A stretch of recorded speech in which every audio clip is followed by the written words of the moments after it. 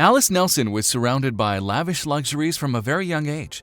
Her parents were wealthy in business, and they did everything they could to ensure their adored daughter was never in need. Not many of the girl's classmates could be proud that they had a personal driver and a nanny to devote all their time to them, and Alice had it all.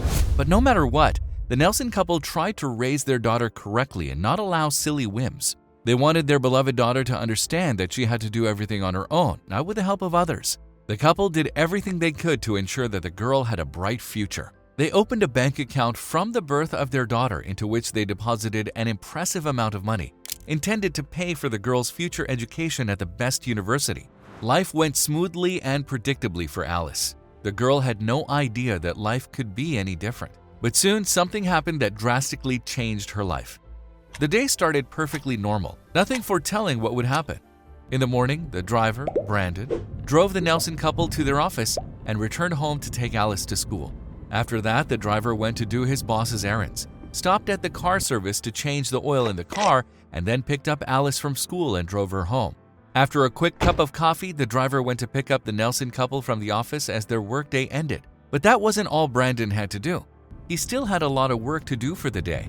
The driver was very anxious because on this day he had to take Mr. Nelson to the airport before taking Alice to school.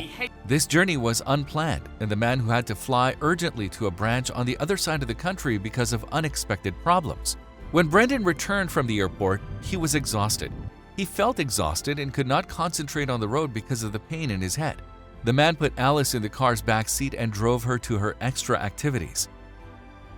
Because of the trip to the airport, Brandon and Alice were late for her class, so the driver had to drive very fast. Due to fatigue, he could not brake in time before a sharp turn, and the car went off the road and crashed outside the guardrail, falling next to a building under construction. The crash location had many strong bricks, metal bars, and construction debris.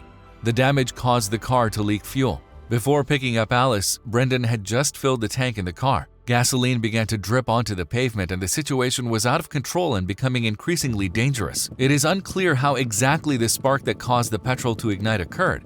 Fortunately, there was a bus stop close to the building under construction. As it was not very late, many people witnessed this terrible accident. Look, the fuel tank is leaking. It's quite likely that the car is about to explode," people shouted, not knowing what to do. Some approached the car to help, but when they saw the flames, they got scared and stepped back. "No, it's impossible to go close to the car. I can't even think of such a thing. The car will burst into flames like a match at any moment," spoke eyewitnesses who approached the scene of the accident but did not dare to approach the car. Meanwhile, there was absolute hell going on in the car. The driver was unconscious, and the little girl was desperately banging on the door. The passenger door was blocked because of the accident, and Alice could not get out of the car alone. Passengers at the bus stop watched in horror, some crying, some calling an ambulance and a fire brigade. Suddenly, a man stepped out of the crowd, put a hood over his head, and headed resolutely towards the burning car. "Has he gone mad? He's just going to die and won't have time to save anyone," a woman's voice came. But the guy walked confidently as if he had no fear. He was dressed in old, tattered clothes and looked like a homeless man. But despite his appearance, he had a noble heart.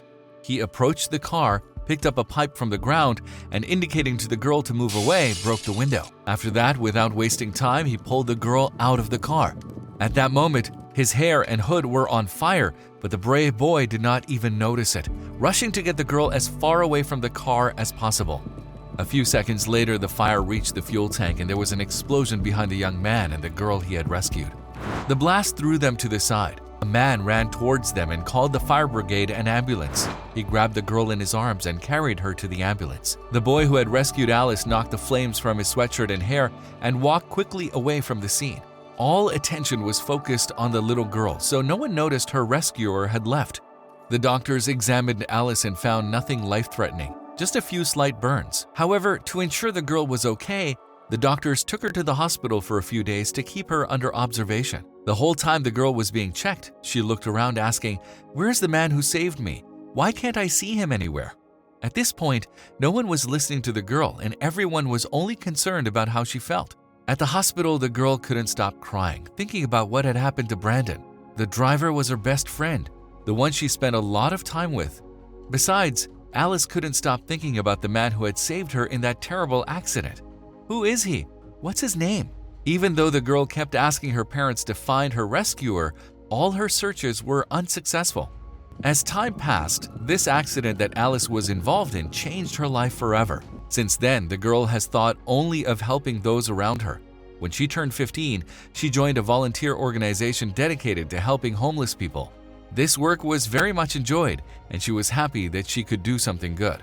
At 25, she set up a charity on her own, and in addition to her money, donations from other people interested in helping the poor flowed in. The foundation set up its canteen and even a medical center where people with health problems could get help from qualified doctors. One day, while Alice was putting food on plates, she saw a thin man with a long burn scar on his face. The man stopped before the door, rubbing an old cap in his hands.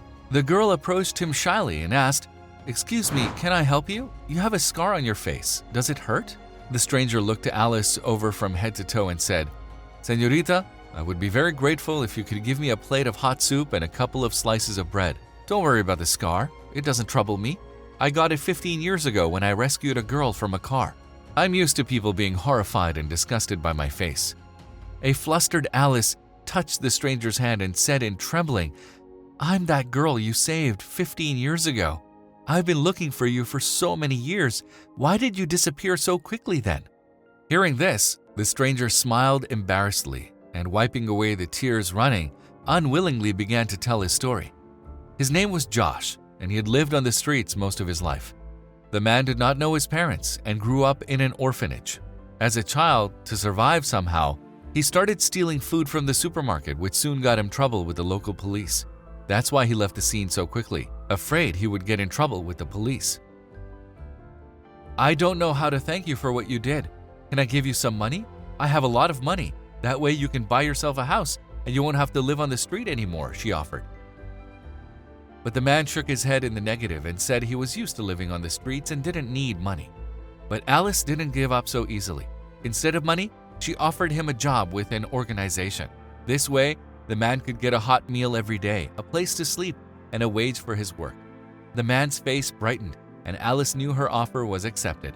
After all he had been through, the homeless man dreamed of the family he had never had. Now, helping others as he had once been, the man felt part of a large family of volunteers where he was cared for. If you liked the video, please give it a thumbs up and consider sharing it with someone who may find it interesting. Thanks for watching, and I'll see you in the next video.